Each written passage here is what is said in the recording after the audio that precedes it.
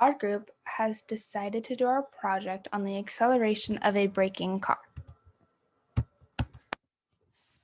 Newton's second law states that the acceleration of an object as produced by a net force is directly proportional to the magnitude of the net force in the same direction as the net force and inversely proportional to the mass of the object. Therefore, a large object requires a large force to move it or a large force upon it to slow it down. The formula for the second law is as follows. Forces are equal to mass times acceleration. We decided to show Newton's second law by finding the acceleration of a braking car. In order to prove Newton's second law, a car would have to have the brakes applied, the brakes being the large force, and come to a complete stop. In this experiment, we were looking for the acceleration of the car when the brakes were applied, and using the formula shown previously, we can estimate the value of the braking force. Here's the video of the car coming to a complete stop.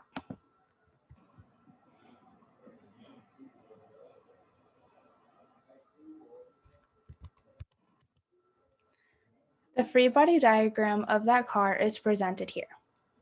All of the objects have forces acting upon them. In this case, normal force is present, and given that the car is on Earth, and gravitational forces are also acting upon it. Because the car is moving, velocity is present, but as soon as the brakes are applied, the braking force starts acting upon the car, slowing it down. The braking force will soon overcome the velocity, making the car come to a complete stop. Additionally, the acceleration is in the opposing direction of velocity, therefore it is negative, signifying that the car is in fact slowing down. Based on the video, we have determined the time and the velocity of the car, the time being 3 seconds and the velocity being 10.058 meters per second. We would determine the mass of the car to be 1,828.43 kilograms by looking on the internet the weight of a Honda Civic. Based on the factors, we use that formula to determine the acceleration of the car to be negative 3.35 meters per second squared. We used the equation of force is equal to mass times acceleration to determine that the force needed for the car to come to a complete stop is an estimate of 6,125.24 newtons.